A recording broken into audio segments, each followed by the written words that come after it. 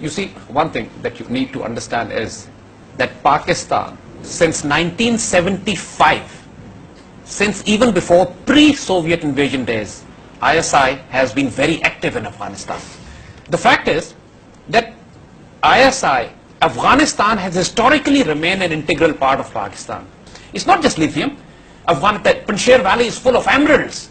The Shibargan is full of gas. There are oil and gas reserves which are phenomenal in this region. The Russians have been tapping Shibargan gas for about 30 years now. Cobalt. Cobalt and lapis. The entire Badakhshan province is loaded with lapis lazuli.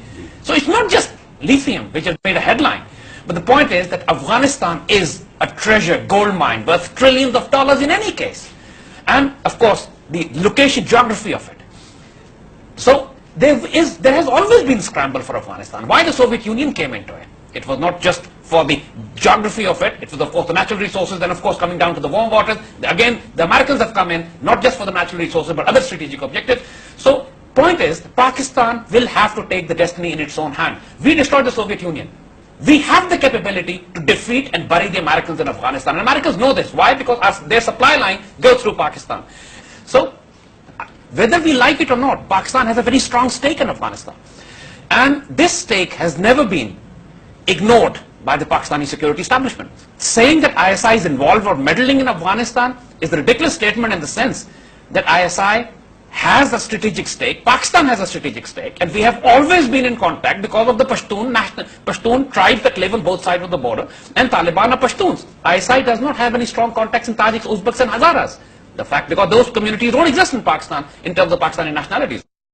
Number two is the control of global fuel assets, which are strategically located in this region. Number three is the control of global trading routes and waterways, like Gulf of Hormuz, like Malacca Straits, like Suez, and all these regions.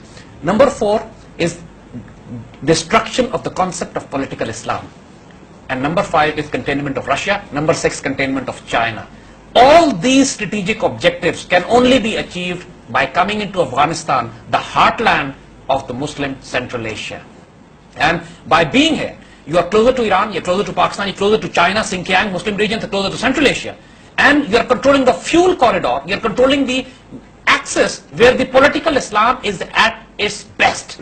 You see, I have fought against the Soviet army in Afghanistan during the 80s. As a volunteer, I was there. They haven't learned from their past mistakes. Very, very quickly, Mr. Hamid, can you just break down this myth or fact? Is there good Taliban and bad Taliban? That is correct. You see, from Pakistan perspective, there are. Not from the American perspective. You see, from Pakistan perspective, Tehreek-e-Taliban Pakistan, the insurgent group created by CIA and RAW, operating from Afghanistan, which is being supplied, equipped from Afghanistan into Pakistan, are the bad Taliban from Pakistan point of view. And these are the Talibans you find Pakistan army fighting against. In Sawat, in Waziristan, in South Waziristan, the group of Baitullah Masood, Hakimullah Masood, and Mullah Fadullah.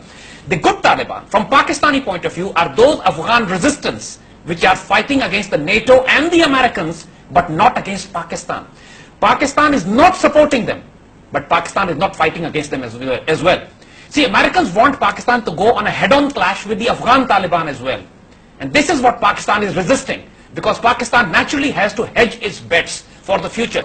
The Northern Alliance is very close to Iranians. Taliban are very close, could be very close to Pakistan. The common threat which Pakistan and the Iranians have in the Americans, Indian presence is not very uncomfortable for the Iranians, but very uncomfortable for Pakistan. So both these countries, Pakistan and Iran, while we have come together bilaterally, we can play a strategic role in Afghanistan. It has to be done. It will be done. Americans will have to talk not just to Taliban, but also to Pakistan and Iran if they want any face-saving exit, if they want any of the troops to go back. Otherwise, they should learn from the British concept. Only the doctors came out just to report the news. Army is gone.